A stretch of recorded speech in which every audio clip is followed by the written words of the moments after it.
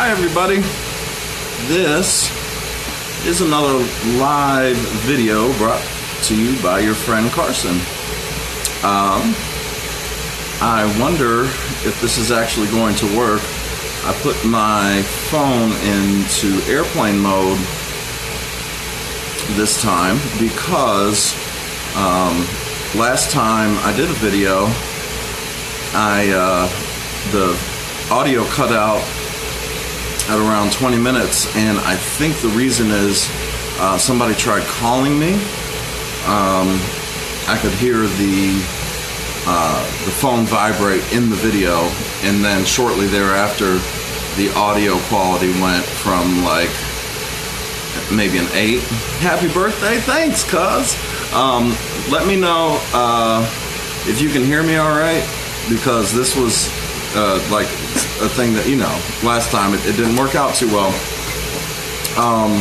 So if you can hear me well, that's great. Hi Deb. Give me a comment, you know, 1 to 10 audio quality wise, 10 being the best, 1 being the worst. Anyways, so today's my birthday. I'm 30 years old today, and I'm kind of excited about it, honestly. The last couple videos I did were really more, okay, cool. They were really more about, you know, kind of what I'm doing for work. I was making some production things that pay the bills, and today I decided to have just a little play day on the torch.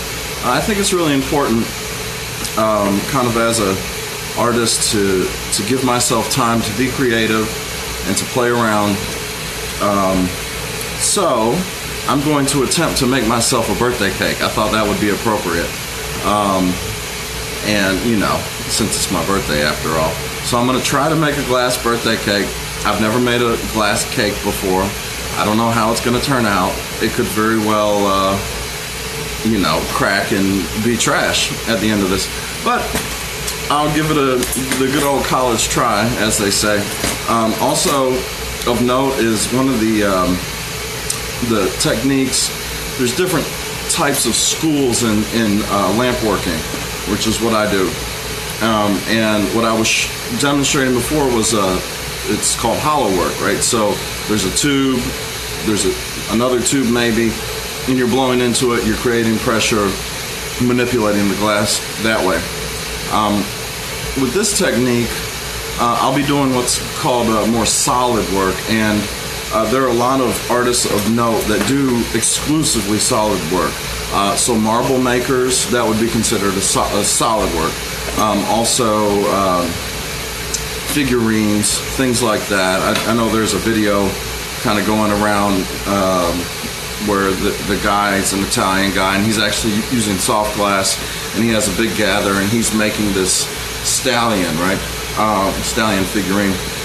That's a type of solid work. It's a different type of material in the glass, but it's along the same lines, you know. And there are a lot of artists of note that literally they don't use tubes of anything. They just use solid rod.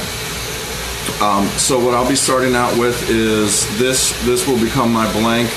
This is a piece of borosilicate rod. It's, I think, 4 meters. So it's all cracked, but you can kind of see it's about maybe the size of a nickel. And so another just kind of difference would be, you know, some of the tools that you use to manipulate the glass when you're working solid. And, you know, I'm no real expert in any one technique. I don't claim to be an expert at any of this, really. This is all very much learning, and I'm still a baby when it comes to working with glass. But a few things that are kind of important, and I think even more so when you're working solid.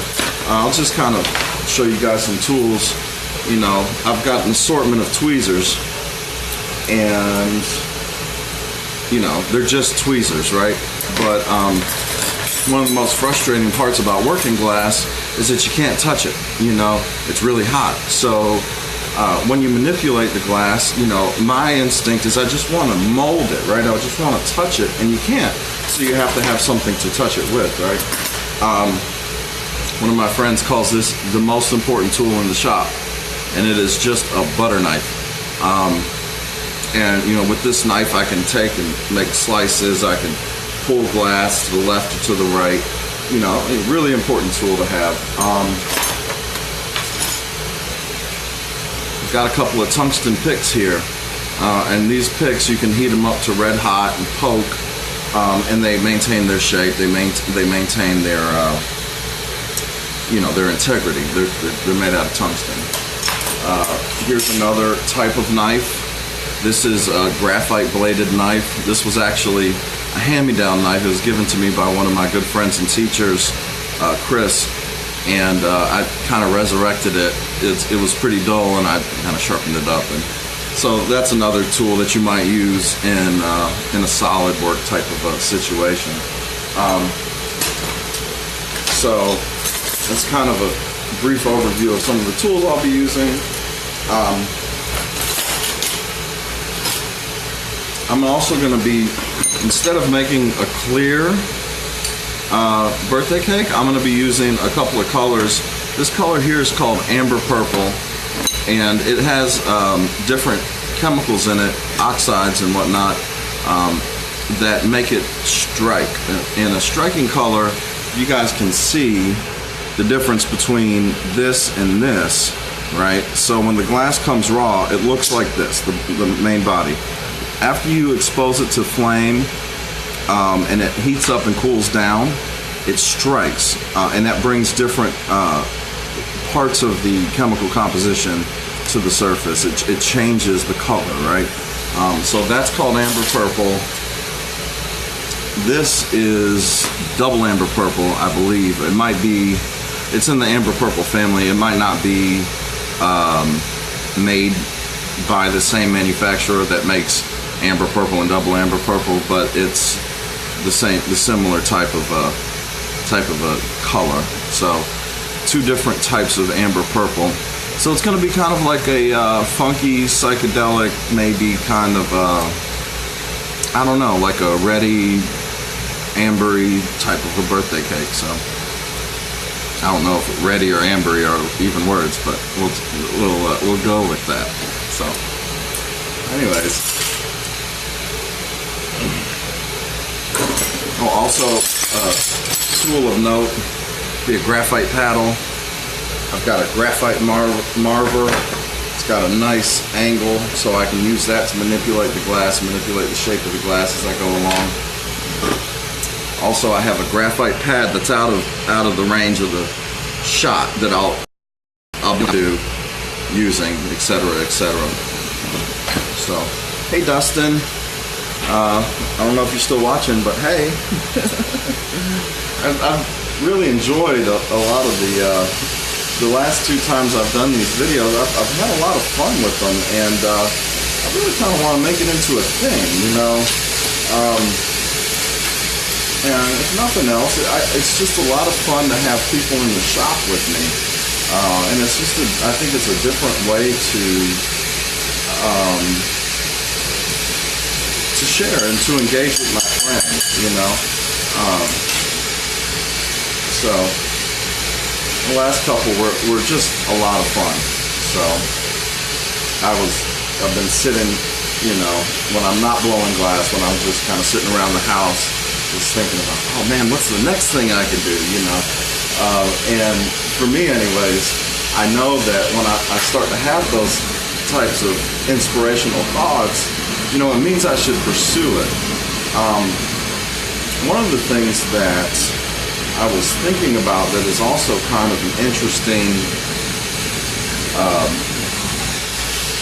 idea for this platform is, you know, having a discussion, or, you know, it kind of, I feel like it's going to allow me to share more, you know, in the course of any given day. You know, this is what I do, but on most days anyways, but, you know, I don't get to share as much as I would like. One of my is actually to be able to have a shop at some point and be able to share with people in that way. I would love to have a shop that had a big window that opens onto a busy street, and have my torch right there, set up right in front of that window, and be able to blow glass and have people walk by, ask questions, etc., etc. So, anyways, that's when I'm sitting down here working. I think about that. I'm like, oh man, when can I do that? What would it take? So, what I'm doing right now is I'm just I preheated this larger rod, and I'm gonna stripe it down with this color. And the reason that I'm using a clear rod for kind of the base material is that colors, and especially borosilicate colors, are pretty pricey. This color has been out for a good while. It's a fairly old color as far as borosilicate goes, so it's a little bit cheaper, but even still, it would get pretty pricey if I wanted to make a sizable birthday cake for myself. So now I think what I'm going to do is I might put one more stripe on this in amber purple, and I'm going to go ahead and switch to double amber purple, and then when I spin it down, there'll be a variation. It'll create. Hey Jacob, long time. Why do you have the little tube? It's actually a solid piece of glass, Crystal. It's a piece of glass. It's about the same diameter as a nickel, about 15 millimeters. So, good question. Let's see. So I'm striping now with double amber purple, and it's a little bit more dense. It might take a little bit more heat to actually get it to move. So yeah, one of the things that I've been thinking about too with doing videos is talking about maybe having a subject to kind of discuss as we go along and do our videos. I kind of like thinking about philosophy and different ideas, different ways of thinking about the world. While in the normal course of my day, it's blowing glass is actually a pretty therapeutic exercise for me. It takes a lot of concentration, but it's also it's kind of an exercise in thinking for me. It's kind of hard to describe. Maybe when, like, if you're ever mowing the lawn or washing dishes or something like that, and the mind kind of starts to wander. That's kind of what goes on in my head. Hey, Jeremy. And thank you everybody for the wonderful birthday wishes. It really means a lot to me, y'all. One of the things that I've been thinking about recently is, birthdays are kind of a time of reflection and contemplation for me. And I think about all the wonderful people in my life, friends and family, people that I'm connected to. I think about, just how fortunate I really am to have everybody with me, and how fortunate I am to still be here. We're never guaranteed that we're gonna be here tomorrow. We have today, and it's just a really wonderful feeling to know that I have so many people in my life that care about me and love me, and so it really does mean the world to me. So what I'm doing right now is I'm melting everything together. I know you guys can't see it. I really need to get a filter, and I'd be able to, it would translate better because you guys would actually be able to see what's going on in the flame instead of just seeing all that orange color. So anyways, big blob of hot glass. It's probably the size of, I don't know, a big ping pong ball, walnut, maybe, walnut size. So I'm going to go ahead and punny up with this double amber purple, and it'll give me a little more control. Punny is just a handle, just another name for a handle. I think it's an Italian name for a handle.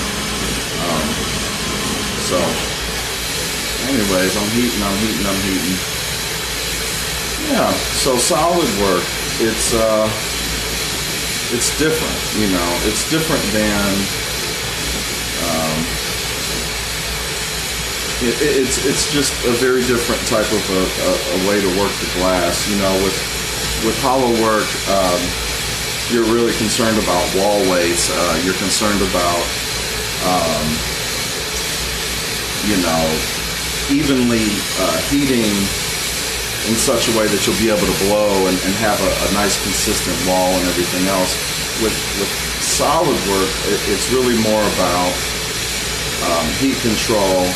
Do you have a lot of heat on the inside of the piece and the outside? Are you just moving the outside of the piece? Are you just heating it enough to move the outside and the, you know, so that's not good. So anyways,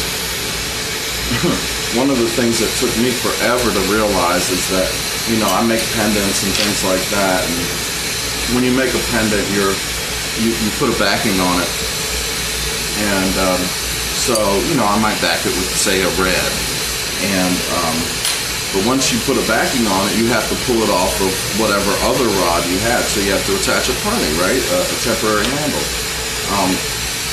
and when you do that, you can use clear, which is what I did, because that's just kind of, oh, well, that's what most people do.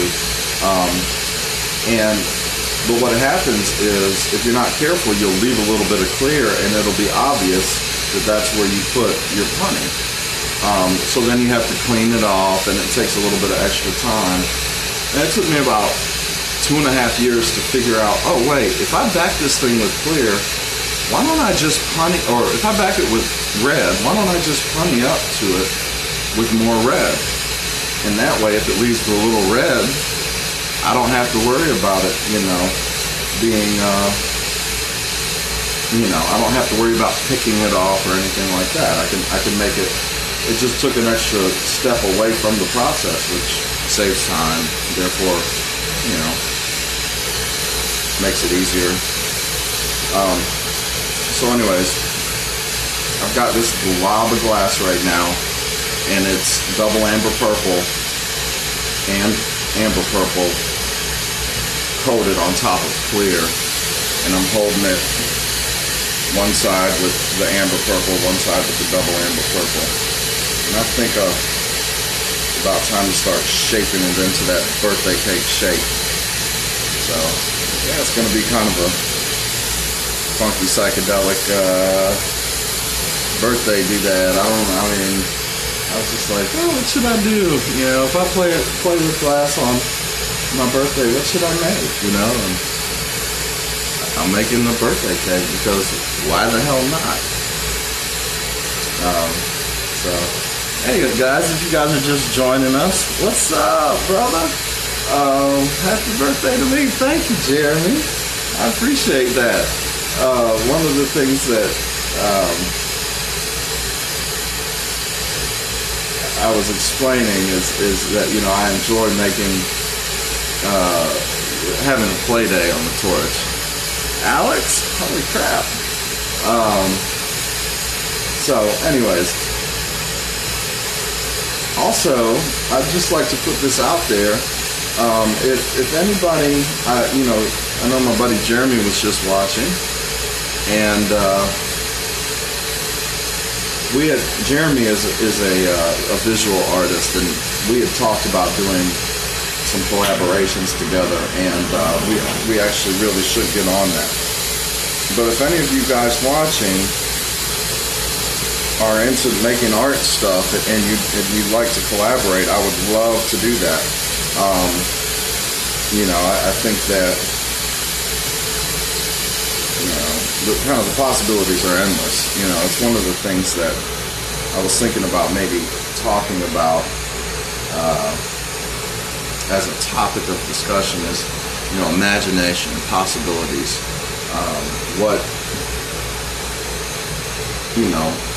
My dad, and I'm sure he got this from somewhere, but he likes to say that everything is born twice. Once in your mind and once in reality, if you take the time to pursue it and do it, right? But it first has to be born in your mind. I think it's a really powerful way of looking at things. I think it's a powerful way of looking at the world, and I certainly know for myself that, it actually kind of ties well into the topic of having a birthday. As I've gotten a little bit older and had some more experiences in my life, I've seen that truth borne out, right? This idea that everything is born twice. So I'm going to go down to my marver and put a flat spot on the bottom. So the bottom of this thing, we'll see if this might become the bottom of the cake, or it might become the top. We don't know. This is like an easy bake cake, y'all. I don't know how symmetrical this thing's gonna turn out. We'll just have to keep working with it. One of the most interesting, kind of parts of the learning curve for me about glass is watching some of my teachers and how they work. Both my buddy Sean and my buddy Chris and Dana, for that matter, pretty much all of the guys that I know that are experienced glass blowers, they will sit there and mess with it and mess with it and mess with it until it's where they want it to be. And when I first started, and I tend to get a little impatient, and I think, man, is this thing going to be done anytime soon? And that's really not the way to look at it. The way to look at it is, well, I'm taking my time with this, and it's going to be what it is. And I have seen people, my buddy Sean especially just comes to mind. I have seen him come back from things that you would be like, there's no way you're going to be able to save that. And he'll just sit there and mess with it and mess with it. And one of the big lessons in that is, don't give up, right? Do not give up. That's a big lesson, As I've learned, the only way to get better is to keep trying, keep going. Don't give up, right? And so that's kind of what I am trying to do here. I've never made a birthday cake out of glass before. Hey, happy birthday! Thanks, Mario. I'm making a birthday cake, my friend. So, like I said, don't give up. That's what I tell myself when I'm on the course. Don't give up on your amber purple birthday cake, which is really just a blob of glass right now. But we'll see. We'll see how it goes.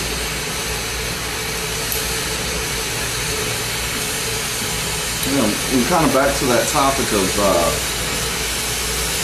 imagination. Everything being born twice. Once in my mind, once in reality. One of the nicest parts about what I do is that it's a constant imagination. It's born into reality. And, it's a very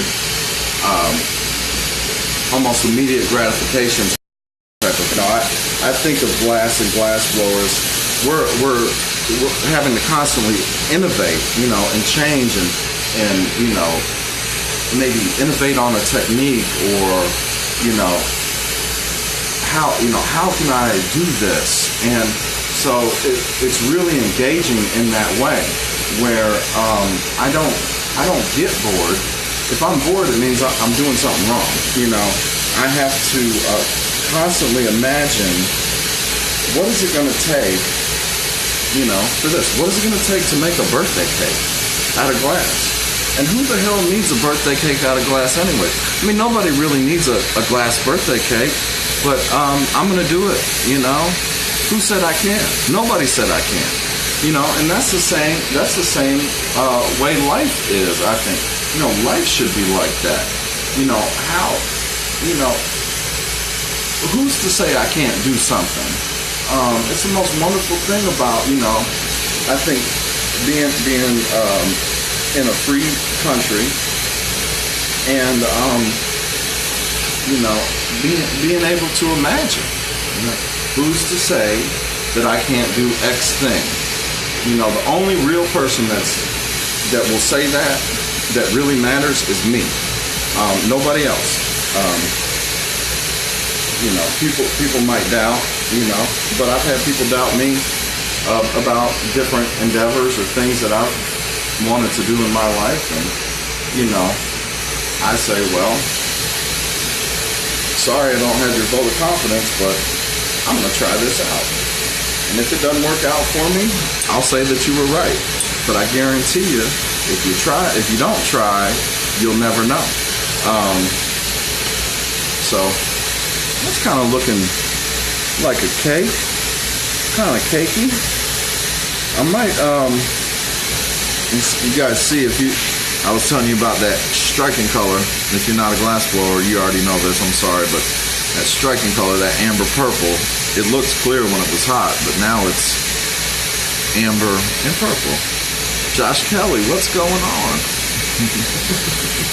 What'd you get me for my birthday, bro? Hope you got me a new air conditioner. I'm just kidding.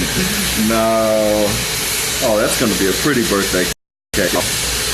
I like that. It's like a caramel cake. Maybe it's like a caramel cake and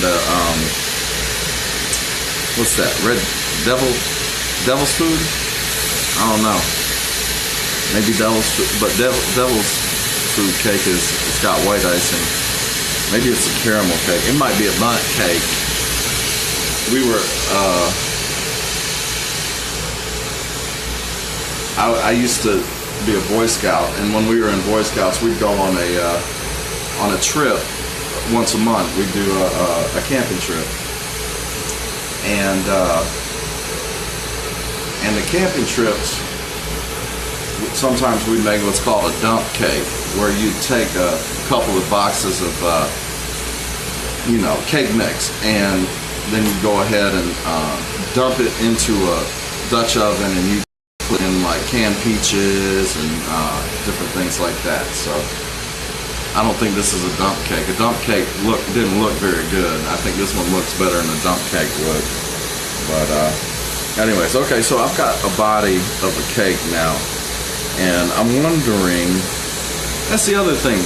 When I go into a different project, I have to think about these things like, what makes a cake a cake? What makes a cake look like a cake? And when I was thinking about making myself a cake, I was trying to think about, well, what are the visual cues that make a cake look like a cake? Yes, you have the shape of a cake, right? It's going to be round. You might be able to kind of decipher the layers, but what else makes a cake look like a cake? So I think candles make a cake look like a cake. If we could give the impression of a frosting or an icing, that might make that cake look like a cake. What I think I might do is I might put some kind of embellishments around the edges in like a white or something like that, and that might make this cake appear to be more like a cake, so that if you just look at it for the first time, you don't think, oh, that's kind of a round, squared off blob of glass that like has this weird color on it. Oh, you're gonna say, oh, this looks like a cake. That's the goal, right? This is kind of a sculptural type of a piece. So I've got this white. Maybe I'll do like little swirls or something. Candles. Yeah, you're right, candles. I was thinking candles for sure. But what else makes a cake look like a cake, guys? That's actually a good question for everybody. Crystal said candles, and she's right. I think maybe some designs, some like swirly frosting might make this appear more like a cake as well. So I'm going with a really kind of a small flame here. And I've actually not been doing a very good job at keeping this blank hot. So let's see if I can kind of make some swirls.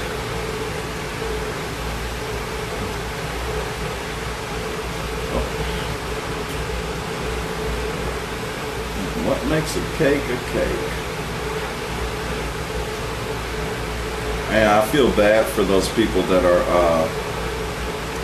you know, doing the non-gluten thing. I mean, obviously I'm not a non-gluten type of a dude.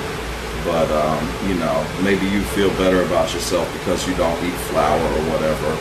And good for you, I guess, you know, but whatever. I'll keep my opinions to myself. How's that? I think it's great for people that you know, need to do that. But whatever. Anyways, so we're putting some icing on it. Frosting. Not icing.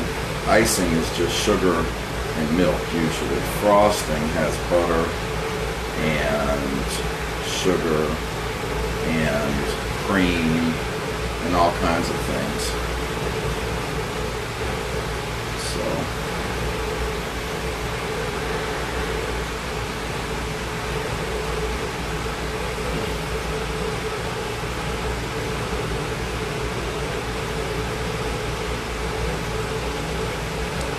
hey, thanks, John. I appreciate that, man.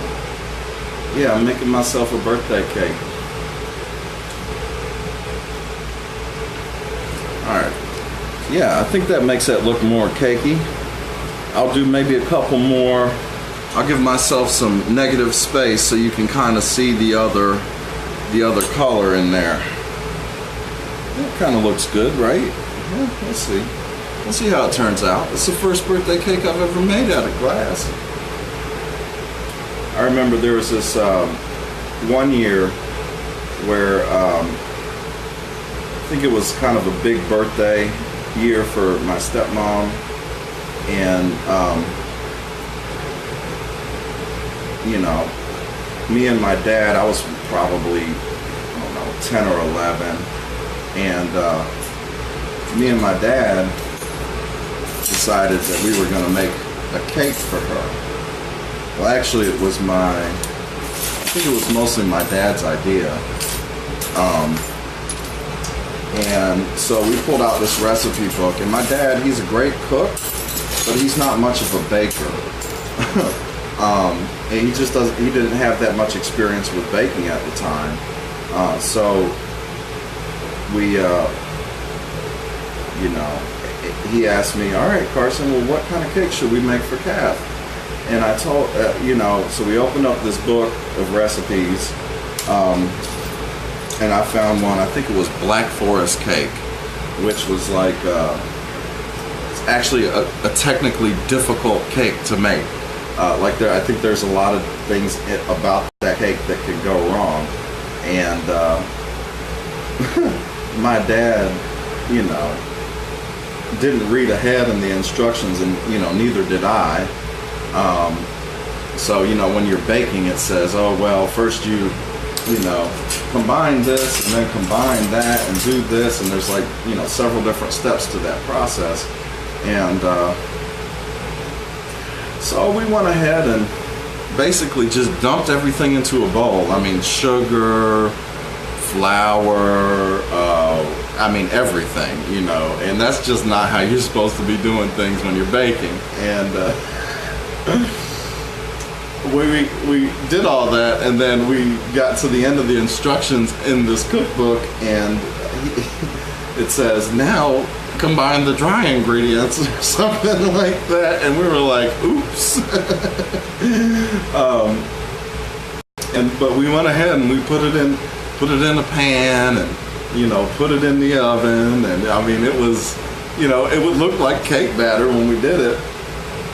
Let me tell you, you know, whatever, 40 minutes at 350 degrees, and we pull this thing out of the oven, and it's about this big and weighs about 45 pounds.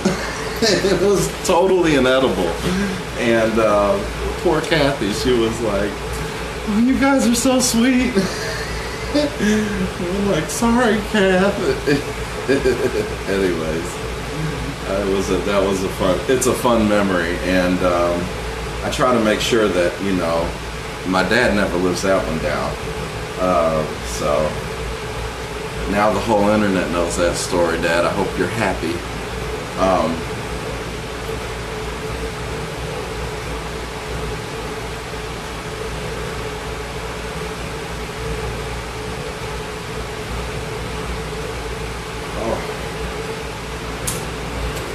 Probably should have pulled more stringers before I got this thing started. I've kind of turned this into a wonky cake for my lack of preparations for the icing or the frosting. I keep saying icing, and it's not icing, it's frosting.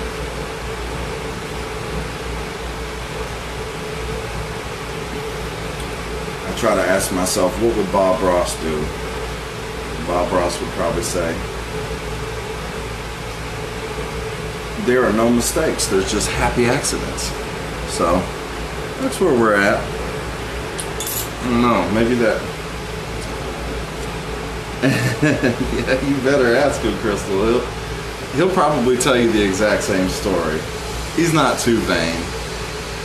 So, anyways, maybe melt this last line of frosting in a bit so it doesn't break my cake. Get some more heat in this blank. You see, it's a lot of fun what I do. I was thinking about that. I was actually talking to a friend of mine about that yesterday. You know, like if you're going and doing the thing that you do for work on a birthday, then you know you really like what you do, you know.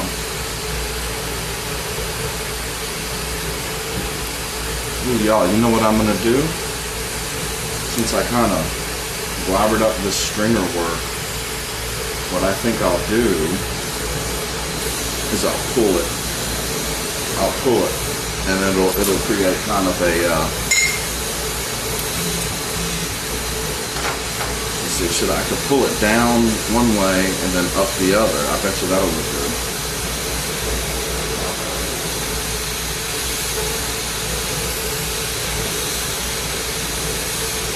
We're just playing with glass. That's all we're doing. There are no rules today. We're just playing. It ain't got to be sold. It doesn't have to look some kind of way. It just, you know. Gotta work on my grammar for the internet. It ain't got to be sold.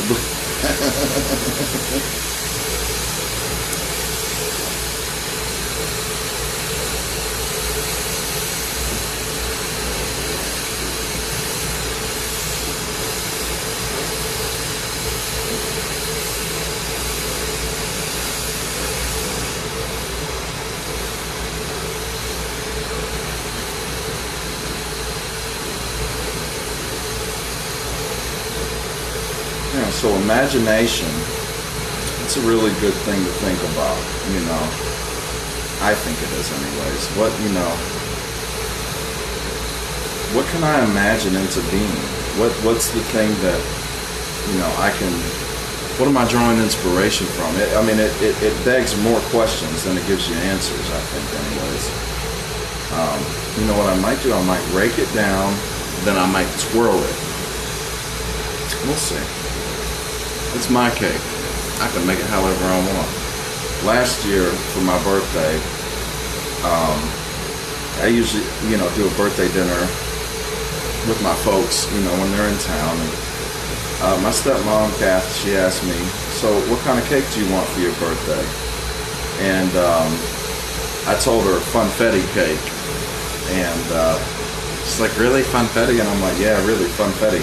And, you know, I like the sprinkles. You know, that's my favorite part of the funfetti cake. And she's like, okay, I'll make you a funfetti cake if that's what you really want. And I was the only one that ate more than like a small piece of it because, you know, it's really, really sweet. And I didn't remember how sweet a funfetti cake actually is. But it's really, really sweet, y'all. So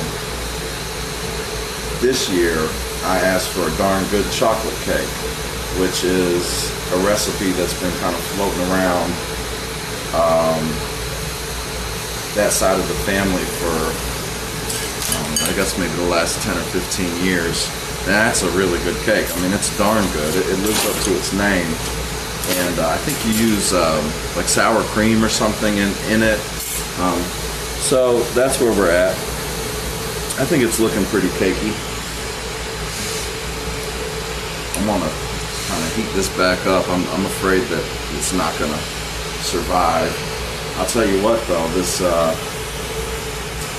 amber purple is getting more and more muddy as I continue to work it. I actually should have thought about that. So amber purple is what you call a striking color, which means that when it's heated and cooled, when it's heated above a certain temperature and then cooled down, it brings the oxides to the surface. And you know, it basically, the chemistry is, I don't know if you would call it changed, because all the chemicals are there in the glass, but the elements of the glass that actually come to the surface are, you know, it makes the glass appear to be a different color. And I think one of the oxides that they use in amber purple glass is iron oxide, which is rust. That's what makes rust. That is rust. It's iron oxide. But you know what rust looks like? It's very rusty color. I mean, that's, you know, that is the color of rust, is rust. So what happens with colors with iron oxide in them is if you work them and work them and work them, it starts to create this muddy, rusty color. A lot of the striking reds are like that. And I don't particularly care for that, you know. So I feel kind of cakey. It's kind of weird now. Like I said, I've never made a birthday cake out of glass, so this is all brand new to me. We're just kind of going with the flow here. What time is it? Holy moly cannoli. That's one of the cool parts about doing this live thing is the fact that time goes by so quickly. Is that right? Oh, it's quarter of 8. Wow. Okay.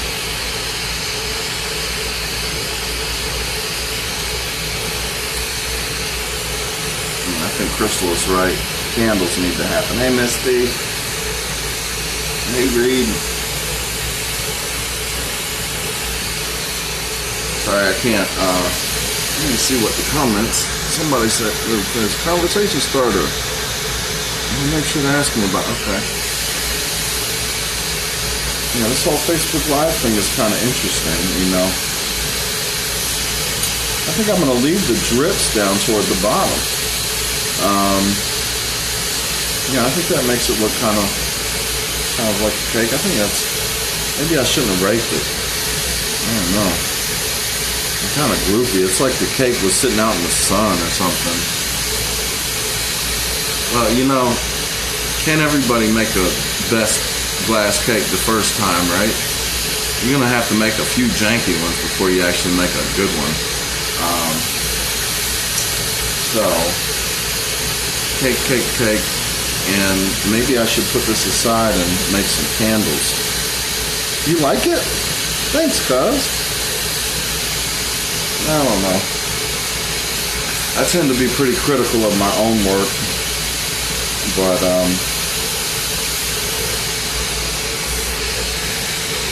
maybe if I put some like purple on top of it. I try to think about my teachers at this point, you know. They don't stop, they just don't quit, they keep going. Keep messing with it until it's what you want, you know, basically is the lesson there. You see how it turned muddy? See that muddiness? That's that rust color. That's what happens when it, you know, basically overstrikes. It gets all muddy. Let's see. Okay, I'm gonna put this up and I'm gonna make some candles for it.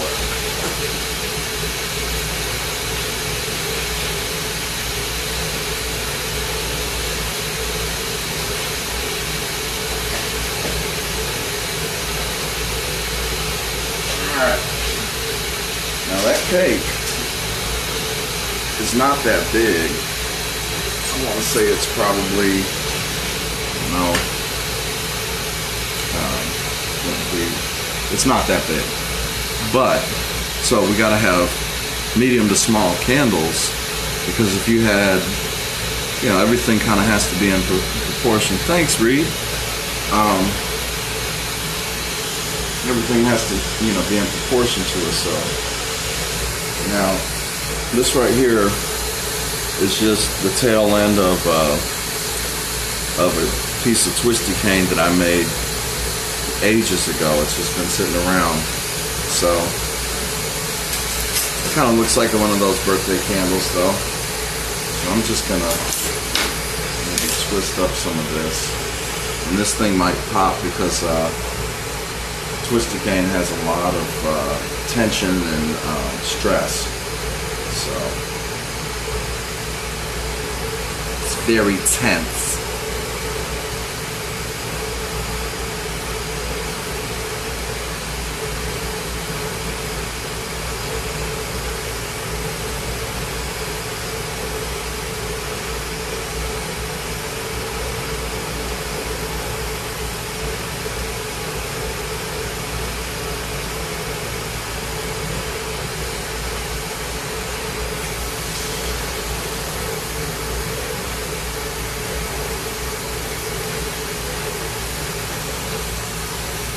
That size, maybe. Love you too, Aunt Regina. If anybody was trying to call me, I mentioned this in the beginning of the video.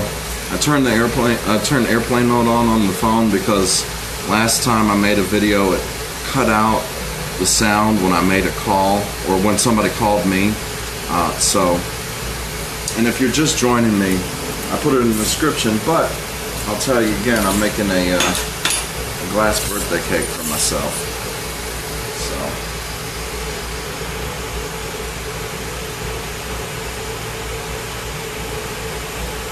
right now what I'm doing is I'm just making some candles.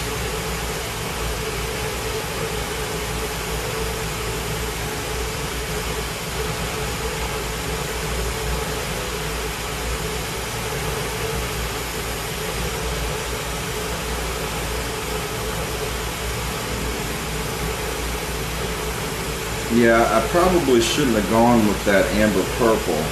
I thought it would be cool, which it would. I think it is kind of cool, but it went all muddy on me, and I don't like it when it gets all muddy, that color. So there's another candle. Maybe I'll do. How many candles should I do, guys? Probably 5. I'm not doing 30. Grandma sends her love too. Happy birthday. Thanks, Grandma. Thanks, Aunt Regina. I appreciate you guys. I've been trying to get in touch with her, and I hope she's been getting my messages. Anyways, So yeah, this idea of everything being born twice, you know. When I was sitting there thinking about making a birthday cake for myself, I was thinking about all these different things and how when I use my, using my imagination, especially as it pertains to glass, and how powerful that's been for me. It's been very powerful in my life in general. You know, back in 2008 or thereabout, when the housing market crashed, I was living with my mom, which was fine, but I was kind of ready to get back out there in the world, and the housing market had crashed, which was really bad for a lot of people. But I thought, well, what the hell? Let me just see how, if I could get one of these houses, and I ended up doing that, and that's also been a really good thing. But there again, I just bring that up as another example of kind of this idea of imagination and things being born twice, once in your mind and once in reality.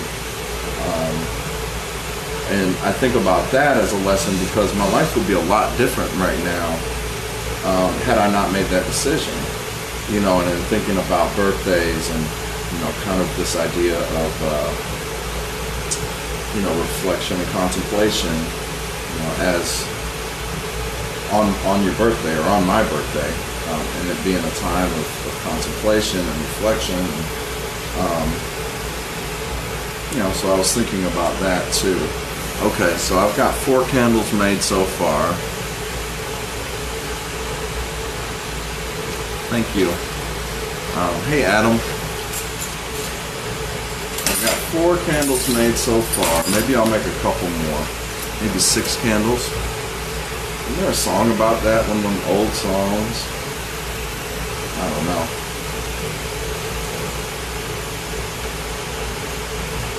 I was thinking about going and grabbing a quick bite for dinner tonight. I don't want to cook. I'm going over to my folks for dinner tomorrow. And I was thinking, oh, well, if we get out there and go someplace by, leave here by 7:45, then we have plenty of time. But right now it's like 8 o'clock because I'm making a birthday cake out of glass for myself. That's okay. Might get some Chinese food delivered or something like that. I just want to kind of have a quiet day. I went to a rock and roll concert last night, and that was awesome. I went and saw Fish down at Lakewood, well, not Lakewood, excuse me, Verizon Amphitheater in Alpharetta, Georgia, and that was a lot of fun. But I didn't want to plan too much for myself today because I knew I was going to be kind of tired and stuff like that. So I'm glad you think so, Aunt Regina. It's something I think about quite often.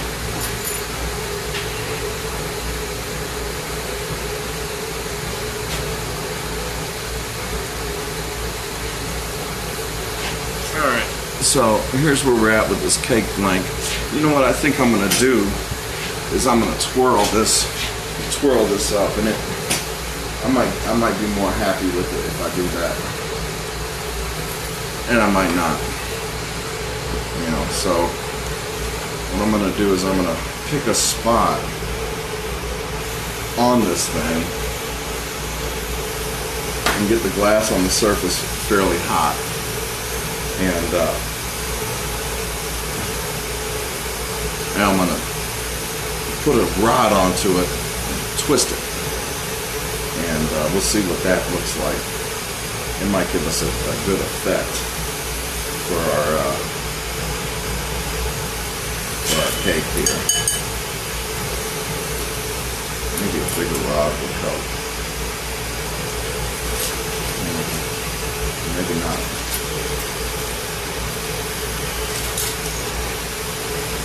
Maybe a tweezer.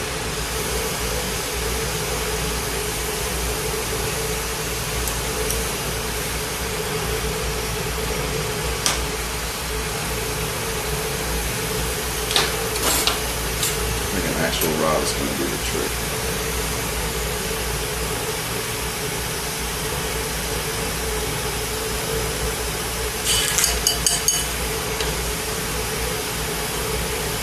I think I need to get the rod in my right hand just warm enough to stick to the glass. Yeah, that's the trick.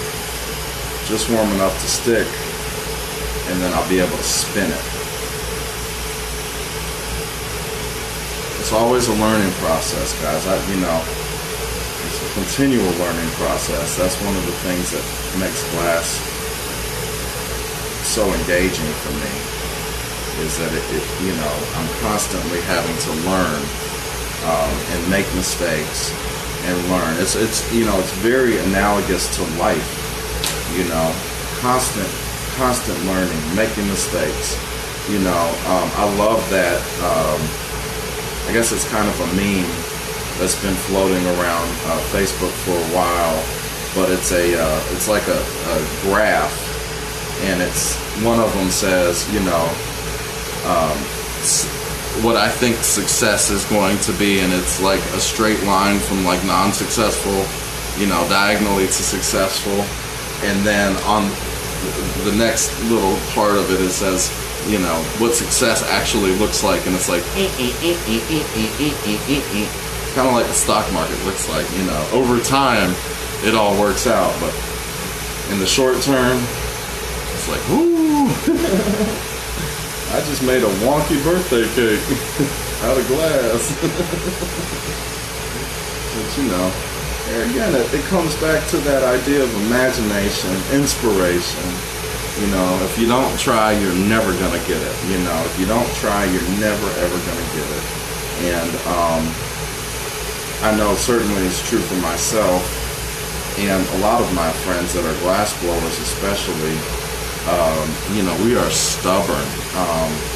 Some of the most stubborn, hard-headed people that you ever want to meet are glass blowers. And I think it takes that kind of a personality to just not, it's like, oh, you just messed up. You tried this thing 40 times in a row and you messed it up every time. But the 41st time, it looks phenomenal, or it looks that much better, And that's just kind of what it takes, that's not kind of what it takes. That is what it takes.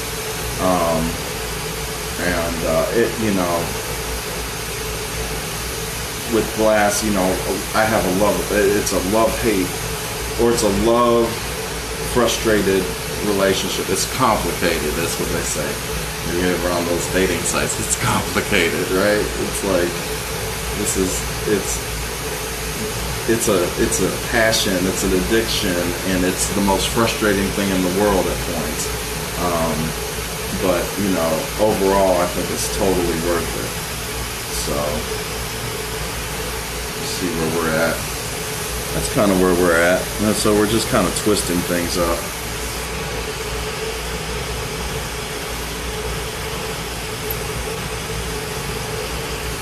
Anyways, you guys get to see some process here.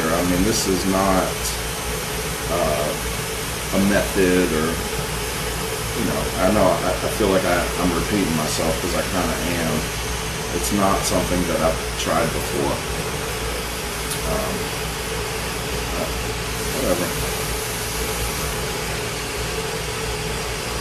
We're trying it. We're learning. We ain't got nothing else to do.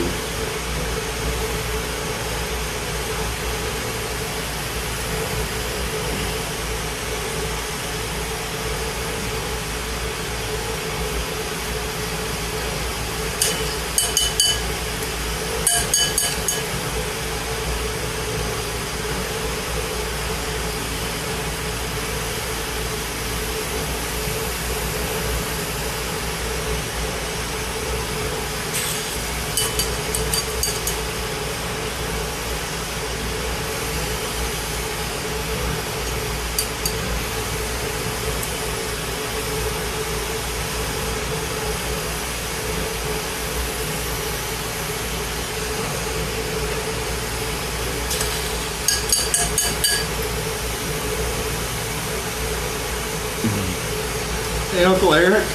It is cool, man. I love this. What's up, Casey? Been seeing all your interesting the food stuff and the glass stuff. That's really cool, man. Casey's a new friend of mine, and we met this last year at this event. And man, was it ever fun. Every time I sit down on the torch, I'm thinking about it, you know. Oh man, I can't wait till next summer, you know. It's just such a blast going up there to AGI. I guess I should just mention it by name. It's not like I'm not supposed to. This is an event called the Art Glass Invitational. And it's basically a week-long, almost like a summer camp. It's like, I try to explain, it's like a summer camp for glass blowers. And it's just such a free society kind of, you know, we're all there supporting each other, pushing each other, doing collaborations. There's three different demonstrators a day, you know, and it's just one of the coolest things in the world to me. I mean, and everybody there is just so nice. The couple that put it on, Tom and Elaine, are just super nice people. Beautiful setting. I mean, one of the most fun things I've ever done in my life. That's kind of a tangent. Okay, so, you know, we're twisting it up. It's getting more and more funky as we go along. That double amber purple, man, I should have tried a different color because it's just turning into mud on me. I should have known better, but whatever. So it's a mud cake. Maybe that's what it's going to be.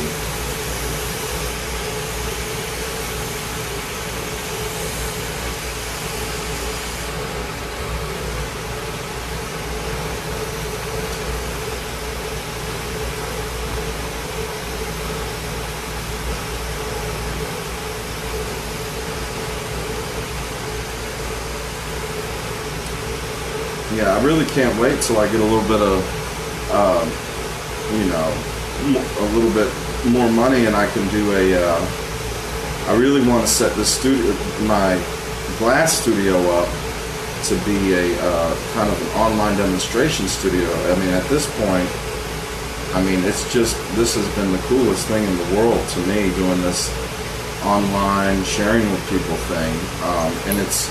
What's great about the Facebook platform is it's super easy to do. I just set up my tripod and turn on the phone and go to town. And, you know, I think that there are some other platforms that I'd like to explore for this. I was talking to a friend of mine the other day who's, you know, pretty much, he's really kind of a tech guy, and he's up on these types of things. And you know, he was saying I should budget between $500 and $1,000 to, you know, to have a few cameras. You know, I can have you know, 3 or 4 different angles, or 2 or 3 at least, so you guys could see from the top down. You could see from, you know, kind of that angle.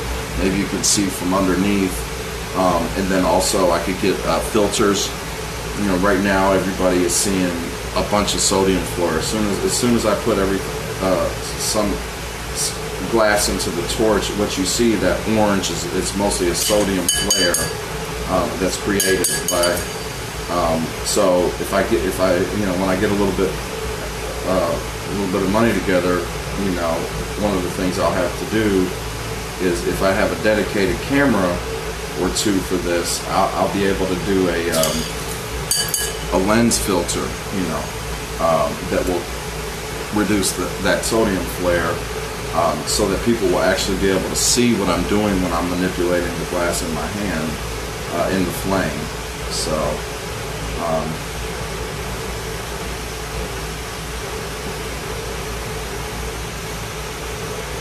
I'm twisting this row of dots.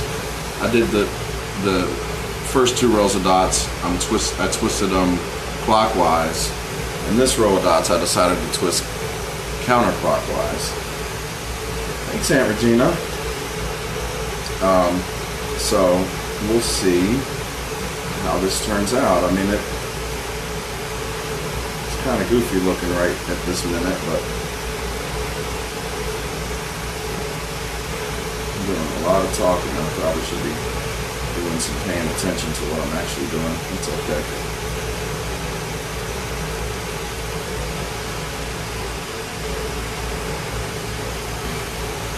See, that dot wasn't twisted enough, so I had to go back in there and do a little bit more twisting.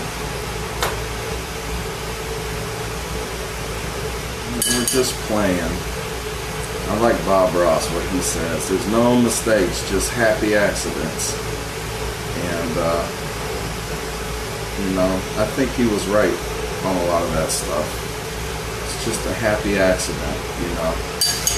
Also, you know, kind of getting back to this idea of, you know, like this discussion, the philosophies, you know, and it's interesting for me because kind of part of what I do is artistic. I mean, this is a purely artistic type of endeavor, what I'm doing right now. And, you know, it kind of begs the question, well, what's the definition of beauty? You know, what is beauty? Is it objective or is it subjective? And there's been so many examples in my glassblowing career where I have had a piece that I was just really not happy with. You know, I'd sit there and I'd go, oh, that's ugly as hell. And, you know, I'll be out at a show or something like that, you know, doing a little festival. And, you know, I'm thinking, well, okay, I'm not really happy with this piece. I don't like the way the colors turned out, or, you know, whatever particular thing. Maybe, you know, part of it just wasn't refined or the shape that I wanted it to be or whatever. And I'm like, well, I'll put it on the table anyway, you know, just to see. You know, maybe I'll get $15 or something like that. And more often than not, what'll happen is somebody will come up and they'll be like, oh my God, that's a gorgeous piece. And I'm sitting there thinking, that thing is ugly as sin. But beauty is subjective, right? I mean, you know, just because I think that something is, you know, it's not to my liking doesn't mean it's not going to be to somebody else's liking. What's up, Jimmy? So, anyways, yeah. So that's a good question. Is you know, is beauty subjective or is it objective? You know, and I certainly think it's more subjective. They say beauty is in the eye of the beholder. And I found that to be pretty true when it comes to glass.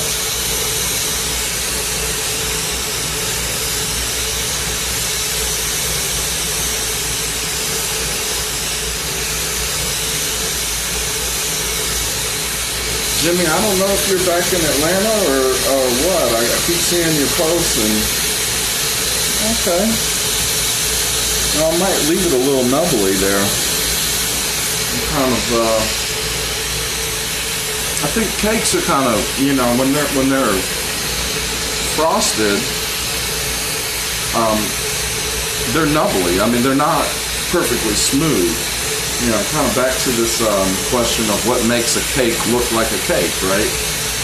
You know, obviously we have kind of the general shape, but what else is it that makes it look like a cake? And, you know, that's why we make it frosting and everything else. So, but, you know, cakes are not perfectly smooth. They do have some texture to them. So I think my glass birthday cake will also have to have some texture. Okay. I'm a little more happy with this at this point. It's got kind of a marbled type of appearance to it, which is kind of cool. So I think my next step is going to be putting the candles on the cake, and If you're just tuning in, I made candles a minute ago.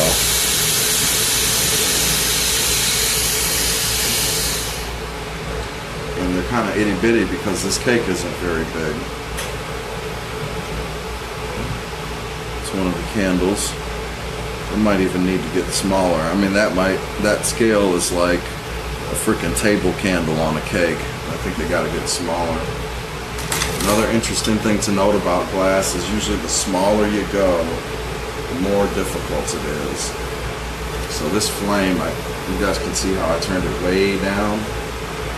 I mean, I can almost not see the flame at this point, but so I've got to make room for 5 candles on this cake.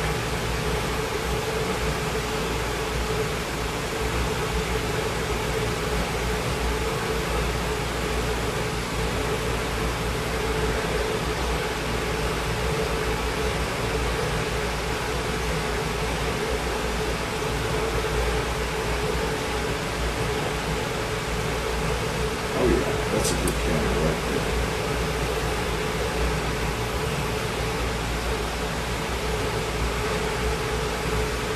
Happy birthday to me. Do do do do do do.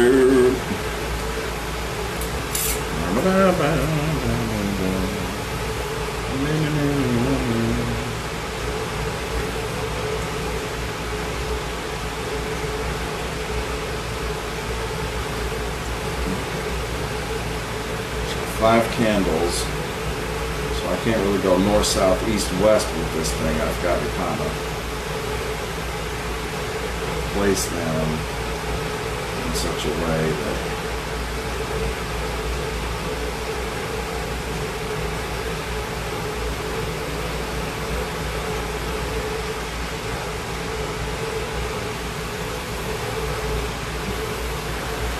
it's a good birthday song, not like the birthday song, but like an actual, like, this is an oldie song that's about a birthday. I can't remember right this minute.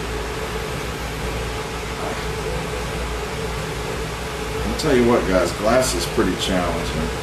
There's a lot of things that are difficult to do. Okay, there's 2 candles on my crazy cake.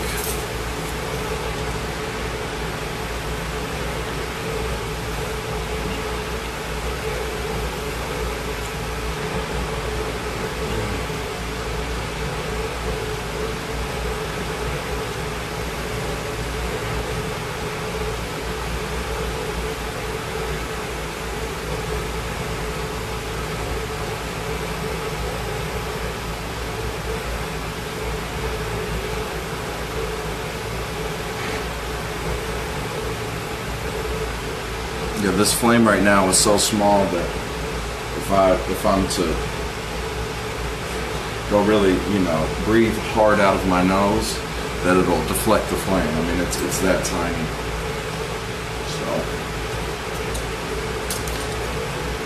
not challenging to work with. Well, we're doing it.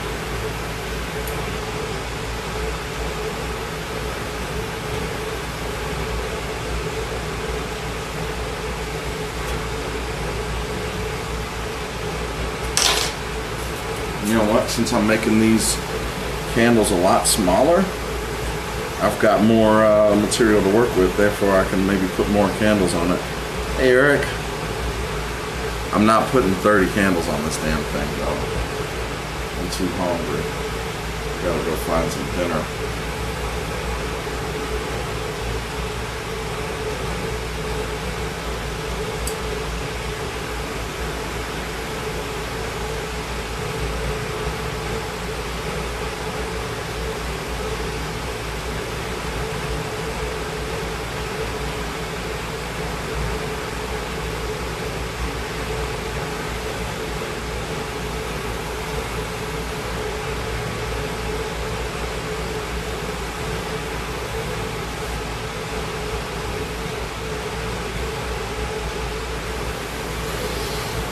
That's where we're at.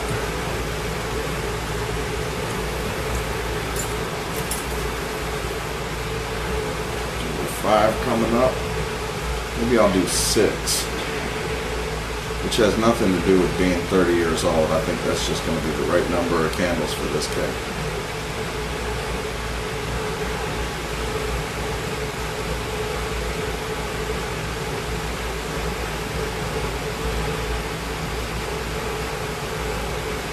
Yeah, I'll tell you guys, this,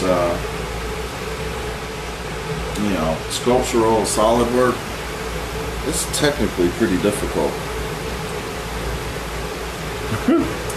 My cake is kind of wild, man. It's not a great cake, I don't think. It's a fun thing. We're having fun.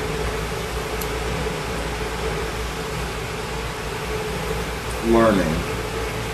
It's all learning. There's no wasted time on this torch, let me tell you. If I learn something today, then I'm winning. You know what? That's the way to do it with the candle. I've got it. I've got the solution. Pull these candles out a little bit more.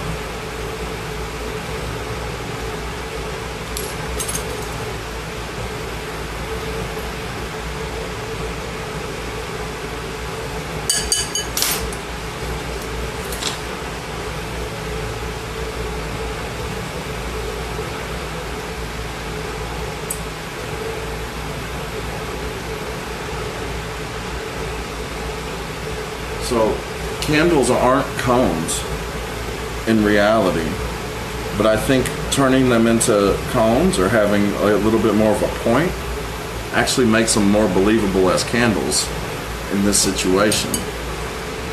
So there again, it's kind of the difference between, you know, it's a visual cue. You know, reality and perception can sometimes be two completely different things. And I think that's particularly true when it comes to sculptural work. But hey, you know, it's also true in general, right? It's an interesting thought. Reality and perception being two completely different things. That's deep. That's a topic right there. Maybe that might be the next topic, you know, something to think about. Reality and perception being two different things. I know certainly in my life, a lot of the times, the reality of my situation and the perception of my situation, you know, whether it be business or personal relationships, can be two very different things, you know.